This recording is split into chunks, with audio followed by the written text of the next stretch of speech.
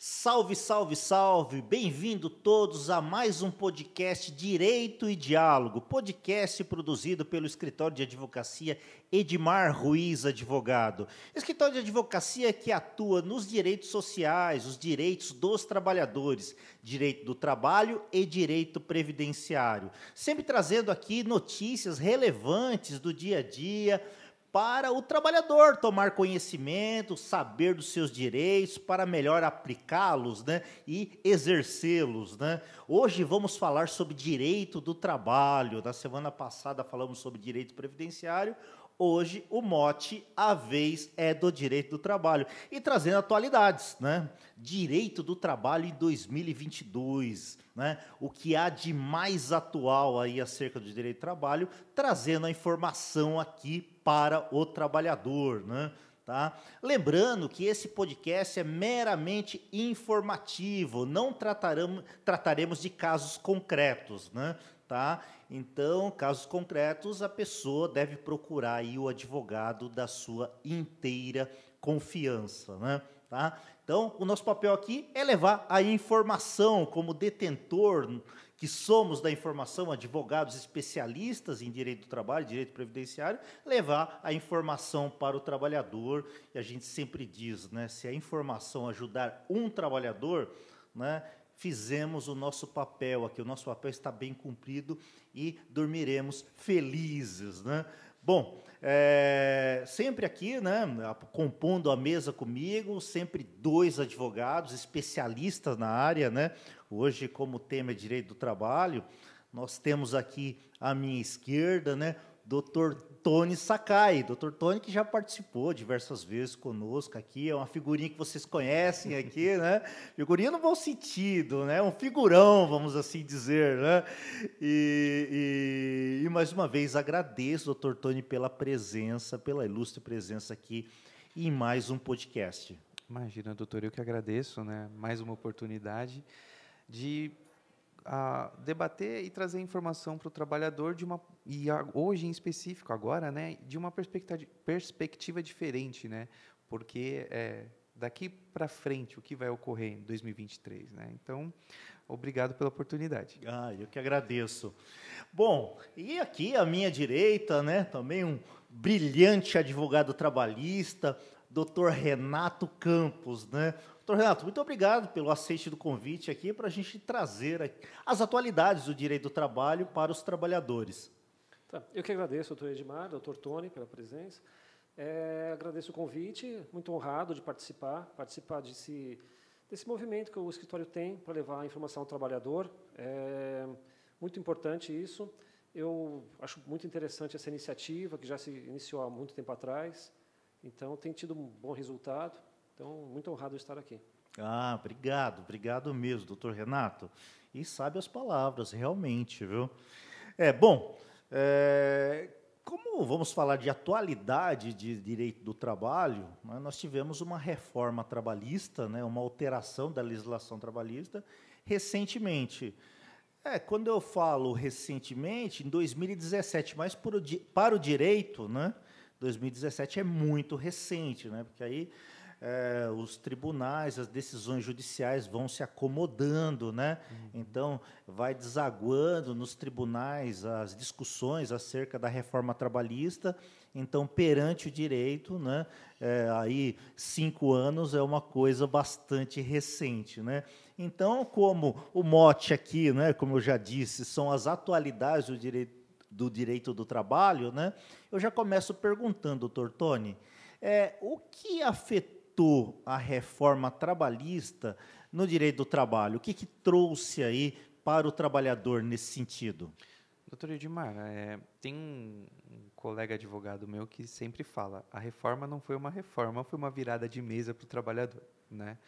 Então, a gente teve diversos pontos, né, mais de 100 pontos, em torno de 100 pontos na reforma trabalhista, na CLT, que foram alterados muitas vezes em desfavor do trabalhador, né, sob a justificativa de que essa situação traria maior número de empregos, traria uma maior empregabilidade e, consequentemente, aflorar a parte econômica do país. Depois de 5, quase 6 anos, a gente verifica que não é muito bem o que acontece. Houveram alterações em jornada de trabalho, alterações, flexibilização do intervalo de almoço, né? A redução, alterações envolvendo o PDV, que já foi tópico aqui, né, no podcast, que acho que é interessante os nossos ouvintes buscar esse conhecimento, sempre precarizando o direito do trabalhador, né? Então, infelizmente, a reforma não surtiu o efeito que era desejado e precarizou as condições de trabalho, né? Então, quer dizer, a gente teve uma grita ali, né? Uma grita né, em prol do crescimento do país, né? Uma questão única e exclusivamente financeira, né? Exato. Como aconteceu na reforma da Previdência, para a gente dar uma resposta aí para as finanças públicas, para o mercado de um modo geral, né? Tá? Em detrimento de retirada de direitos dos trabalhadores, direitos sociais, direitos garantidos secularmente, né? Há muitos e muitos anos, né? Tá? E a gente verifica hoje, passados 5 anos, como o doutor Tony falou, não foi isso que aconteceu, né? Então, né, para o mercado, para o país, né, financeiramente dizendo, né, tá, economicamente dizendo, não foi uma solução. E temos hoje aí os trabalhadores com seus direitos trabalhistas diminuídos, minorados, né? Então a gente espera, de fato, né, que essa situação seja revista, né? Seja revista pelos tribunais, seja revista pelo novo governo que agora assume, né? Que tenha um viés mais social, né? Um olhar para o trabalhador com muito mais carinho, né? Isso que a gente sempre aguarda, sempre espera. Bom, posso só fazer um lógico, adendo, doutor Tony. E é tão gritante que a reforma trabalhista não auxiliou que a gente viu grandes montadoras saindo do país, né? Gerando um abalo financeiro em regiões enormes, né? Aqui na nossa região em específico, a gente sabe que a Ford nos deixou, a Dura, em Rio Grande da Serra, que era uma empresa que praticamente mantinha a cidade, nos deixou, o que não justifica, né? É uma situação muito complicada na qual o legislador deixou o trabalhador, né? Sim, não teve um olhar social, vamos assim dizer, né? Doutor Renato, né? Então aqui dentro dessa questão de atualidade, né? E focando aqui no ano de 2023, qual o setor, qual categoria, né, acredita que vai ser mais afetada, vamos dizer assim, mais destacada, né, nesse ano de 2023 perante o direito do trabalho, perante a legislação trabalhista?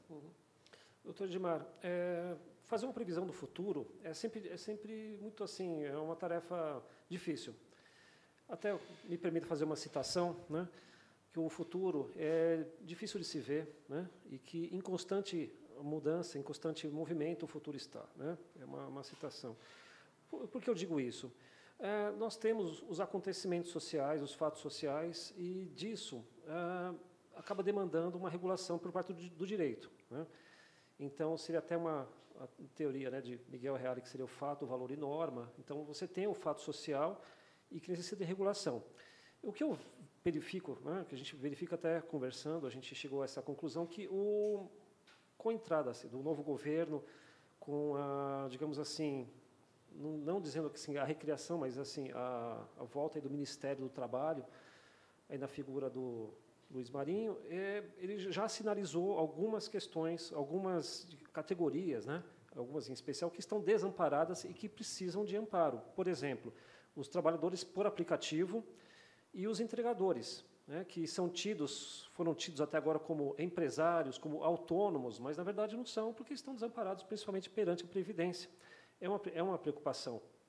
Então, verifica-se, é notório, um olhar mais social, de fato, e patente a necessidade de trazer esse amparo aos trabalhadores. Por exemplo, a questão de um auxílio doença, um benefício previdenciário, por isso que é muito importante que eles estejam cobertos e tenham qualidade de segurado para ter acesso justamente a um auxílio doença, se ficar doente, um auxílio acidente, a uma pensão por morte, aposentadoria, e eles estão à mercê, estão com jornadas extenuantes, sem previsão para intervalo entre a jornada, hora extra, etc. E sabe-se que é uma categoria onde, pelo menos, sabe-se que tem previsões de, pelo menos indícios de vínculo de emprego, não só vínculo de trabalho, né, como onerosidade, pessoalidade, subordinação, etc., mas que na Justiça do Trabalho nem sempre, né, nós conseguimos, então, necessário será uma regulação por parte da legislação trabalhista, né? Isso vai ser muito importante. Perfeito. O doutor Renato levantou uma questão muito importante, né? Porque, né, a tecnologia está aí, ela está posta, né? Uma realidade, não podemos fugir e não conseguiremos fugir, né? Trata de uma evolução social, né? E o direito deve acompanhar essa evolução social, como sempre tentou acompanhar, como sempre correu atrás, né? Tá? Mas não podemos deslembrar que a sociedade, ela é feita de pessoas, né? As empresas são feitas de pessoas, né? De trabalhadores, de empresários, de fornecedores, né? Tá? Então, a gente tem e precisa ter um olhar para as pessoas, né? Uma legislação protetiva, né? Para essas relações de emprego recém-criadas, né? Então, e que ganhou muito mais notoriedade pós-pandemia, inclusive, né? E não é uma realidade só do Brasil, uma realidade do mundo, né? Tá? Mas, doutor Renato levantou, doutor, né, a questão da gente evoluir nessa questão legislativa, né? Hoje nós temos legislação que ampare, por exemplo, os motoristas de Uber? Doutor, infelizmente não, né? Hoje o que existe é o quê? O que vai regulamentar o Uber, o que vai regulamentar o entregador do iFood, enfim, de outros aplicativos, é a lei civil, tá? Existe, né, como o Dr. Renato mencionou, foi criado pelo Luiz Marinho uma frente para verificar uma regulamentação, né?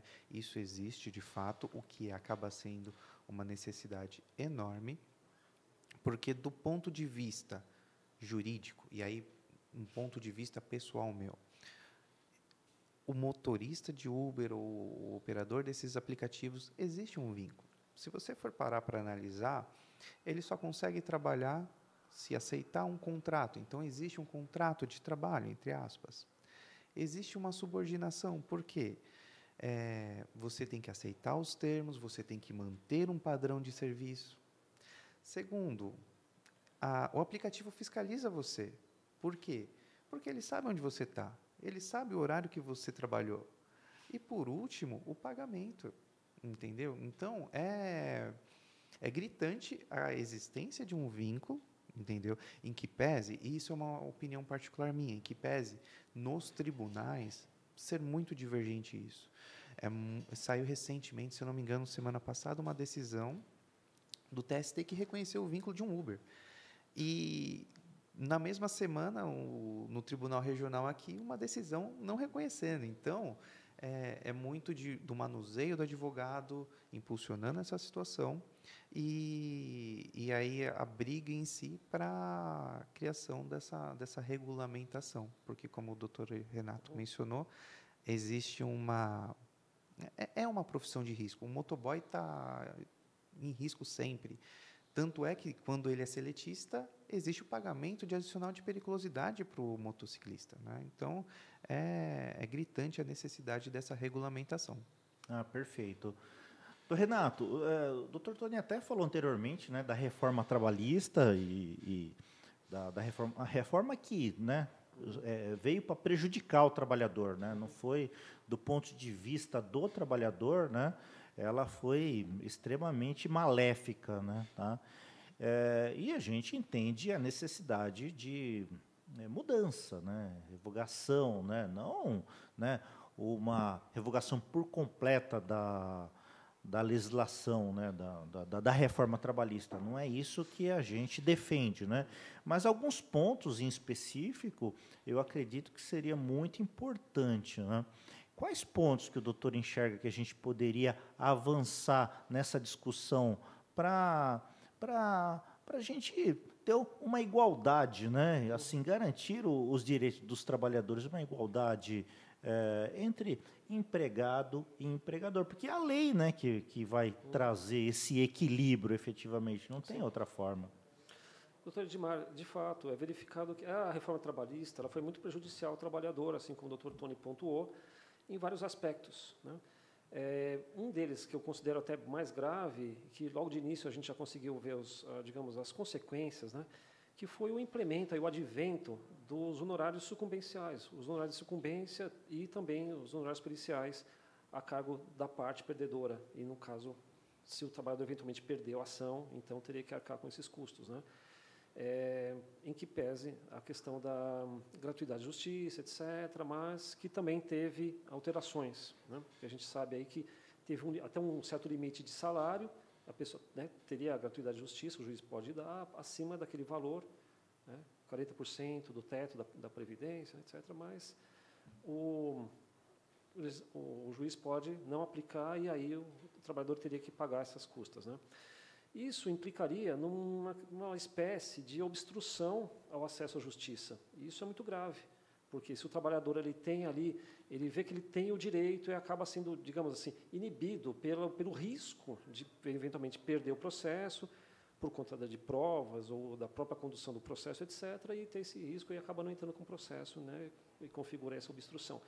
Felizmente, com o tempo, com as decisões, felizmente até com a decisão mais recente aí do STF, né, nesse aspecto, tá, e que julgou inconstitucional, parte do artigo 7731, 721, seguintes, né, da CLT, onde você, digamos assim, que prevê que o beneficiário da justiça gratuita não pagaria as custas e honorários periciais. Isso já é um avanço, mas, a meu ver, é algo que deveria ser alterado, tá? Porque, até por uma questão de igualdade também, por igualdade de forças, né? Então, o trabalhador aí tem que pagar as custas e honorários e a empresa, então, que teria condições. Um outro ponto seria a questão também de danos morais, tá? O advento do artigo 611, 231 AG, né? O AG, que prevê digamos assim, um tabelamento do dano moral, onde você você gradua por leve, médio, moderado, e você faz você acaba tabelando pelo salário do trabalhador, e isso acaba gerando uma desigualdade muito grande, né? O que nos leva a crer que, às vezes, pelo mesmo fato, pelo mesmo acidente, vidas, ou mesmo algum infortúnio que o trabalhador venha a sofrer, por exemplo, tem essa diferenciação entre quem ganha mais e quem ganha menos. Se a gente tiver, assim, por exemplo, trazer um exemplo, né, se sofrer um acidente numa obra, por exemplo, um engenheiro e um pedreiro, o engenheiro vai ganhar mais, por exemplo, pelo mesmo dano, né? Então, isso seria muito, digamos, muito injusto, muito desigual. Então, são algumas das questões aí que a reforma trouxe, sem falar em outras que eu acho que merecem reforma também, a questão do intervalo intra-jornada, né? Que era remunerado pela integralidade do horário intra-jornada com 50% e depois só a parte suprimida. Então, isso não está certo, porque faz parte de medida de segurança e higiene do trabalho, né? O trabalhador tem direito a uma hora de intervalo para descanso e refeição, de uma jornada de 8 horas. Enfim, e tem, sem falar em outros aspectos também, que a gente pode pontuar aqui, mas eu acho que esses são os principais, a meu ver, pelo menos, que nós tivemos um avanço com a jurisprudência, mas que merece uma regulação. Perfeito, perfeito. Doutor Tony, qual que é a sua sensibilidade, né, a sua perspectiva, né, com relação a essa necessária evolução, né, alteração legislativa para que os direitos dos trabalhadores voltem a ser garantidos, né, com essa mudança governamental, né, com esses novos ares, né, no país, né, então essa discussão volta à tona, parece que estão criando comissões para discussão, né? Tem uma sensibilidade positiva com relação a isso? Sim, tem sim, doutor. Mas antes de adentrar nesse trecho, eu acho que é importante falar para o trabalhador o quê? Nada está perdido, tá? O Poder Judiciário é coerente, os advogados, de uma forma geral, têm conseguido avanços consideráveis em detrimento da reforma trabalhista, porque existem vários pontos de inconstitucionalidade, tá? Então, ficou alguma dúvida para o trabalhador? Será que dá, não dá? Procura um advogado, tá? O judiciário em si tem revertido muitas coisas que a reforma trouxe. Então, é importante ter isso em mente. Em que pese hoje a gente não ter uma alteração legislativa, o judiciário tem sido atuante, tá? E aí, partindo para a parte da nossa perspectiva, as falas do doutor Renato são excelentes, né? O futuro é uma imprevisibilidade enorme. Porém, o que eu verifico, doutor? A gente tem um governo mais em prol do trabalhador, tá? A gente já vê movimentos sensíveis para... eu não digo que vai afastar toda a reforma trabalhista. Não porque existe um lobby muito grande das empresas em si, tá? Mas muitas questões sensíveis à jornada de trabalho, intervalo, horas extras, que são inerentes à saúde do trabalhador em si, eu acredito que a gente consiga reformar. Mesmo porque a nossa reforma ela foi uma cópia da reforma lá da Espanha, né? que ocorreu lá por volta de, acho que 2015, 2016, e a própria Espanha, ano passado, viu que não surtiu efeito, houve precarização, houve o aumento da informalidade e o desemprego continuou sendo alto, e a própria Espanha, tida como país de primeiro mundo, voltou atrás, né? Então, a minha perspectiva é de que a gente vai ter uma melhora significativa, sim. Perfeito. E a perspectiva é que, né, essa maior valorização do trabalhador, né, valorização dos direitos sociais em si, né, seja estendido, né, essa proteção para acabarmos com as filas do INSS, né, que hoje, né, aí fica um ano esperando, né, o resultado, aí concede ou não concede o benefício requerido, né, e o trabalhador necessitando, né? Então, tem, do ponto de vista previdenciário também, né, a gente aguarda avanços nesse sentido, né, porque o que houve foi uma volta ao passado, vamos assim dizer, né? Uma retirada de direitos, mas direitos que não estavam garantidos há pouco tempo, né? Como eu disse anteriormente, estavam garantidos secularmente, né? Então, isso na contramão aí da maioria dos países, né? Uma citação aqui do Dr. Tony com relação à Espanha, né? Mas, né, na maioria dos países primam aí, né, para a garantia dos direitos sociais, né? Então, realmente, né, a gente espera que essas injustiças elas sejam sanadas, né? Porque realmente foi uma grande injustiça com o trabalhador. Não enxerga assim, doutor Renato? Sim, não, com certeza, até mesmo como a gente já refletiu, mas não só uma injustiça, como também até seria uma certa retirada da própria dignidade, né, da pessoa humana, da igualdade, afronta ao princípio da igualdade, da Constituição Federal, etc. Porque, tanto pela questão que eu comentei, né, da obstrução ao acesso à justiça, tá, que por si só, então, isso já gera digamos, uma injustiça, um desequilíbrio aí entre trabalhadores e empregadores, e também, assim, gritante, a questão do dano moral também, isso teria que mudar. Inclusive, até como eu conversava com o Dr. Tony, depois da promulgação da emenda, né, das alterações da CLT em 2017, houve uma medida provisória, né, assinada pelo próprio Temer, onde você tabelava, na verdade, o dano moral, tudo bem, tinha escala de progressão, mas era indexada ao teto da Previdência. Ou seja, pelo menos acaba igualando, né? Por exemplo, o meu dano moral mas o meu sofrimento, o meu sentimento, né, a minha dor ou a perda até mesmo física é igual à sua e etc. Então, somos indenizados da mesma forma naquela graduação, leve, média, moderada, gravíssima, né, que seria 5 vezes leve, 5 vezes o salário, média 10 vezes, moderada, né, 20 vezes, vai até 50 vezes, gravíssimo, né, um dano gravíssimo, mas aí você, indexando pelo salário do trabalhador, acaba tendo esse desequilíbrio. É engraçado porque o próprio presidente à época, né, o Michel Temer, reconheceu de forma indireta que a própria reforma é inconstitucional, né? Como o doutor Renato falou. A edição da medida provisória. Exato. Né? São pontos que o próprio governo sabe o erro que cometeu. Sim. Isso é bastante claro. Bom, perfeito. Acho que trouxemos aqui, né, as principais novidades, aí, os principais temas, né, o burburinho aí no direito do trabalho em 2023. Pelo menos nós destacamos aquilo que mais a gente recebe aqui no escritório, os clientes no dia a dia nos trazem as dúvidas, né, e a gente fala assim, por que não levar para o podcast para esclarecermos o maior número de pessoas possíveis, e acredito que a gente deva ter atingido o objetivo aqui, né? Bom, doutor Tony, passo para o doutor para as considerações finais. Doutor, novamente agradeço, né, a oportunidade, poder dividir mesa com o doutor Renato, que particularmente, do meu ponto de vista, é um advogado excepcional, né? E enfatizar para o trabalhador, o advogado ele é um amigo, né? Muitas vezes as pessoas afastam o advogado como uma imagem ruim, né? Porque normalmente a gente entra quando tem problema, né, doutor? Exato, somente.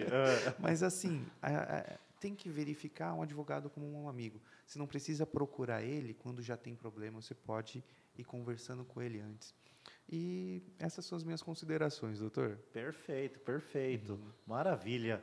Doutor Renato, eu fui elogiado aqui, elogiado por mim, elogiado pelo doutor Tony. Só me resta agradecer e, bom, dizer o mesmo. Na verdade, nós aprendemos muito um com o outro. Então, de fato, temos experiências, né, diferentes, etc., um pouco de formação, mas o direito ele é muito feito por experiências também, por vivência, né? Então, a gente tem acesso à mesma legislação, só que, em algum momento, a gente tem um caso prático que traz para a gente essa vivência, essa troca de informações, troca de experiência muito, realmente, boa, né? Ela é muito gratificante e traz muito para o nosso dia a dia também. Mas, poxa, eu fico muito grato e, da mesma forma também, acho, né, na minha opinião, ele é um excelente advogado. Opa! Né?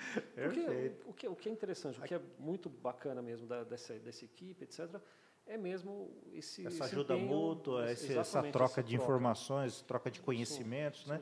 Que isso tudo, né, em prol do trabalhador, né, para a gente aplicar nos processos, para a gente garantir os direitos, né, dos clientes que nos procuram, né? Então, esse trabalho harmonioso, né, então ele é de suma importância aí para o sucesso, de um modo geral, do escritório e, por conseguinte, da garantia aí dos direitos dos trabalhadores. Perfeito.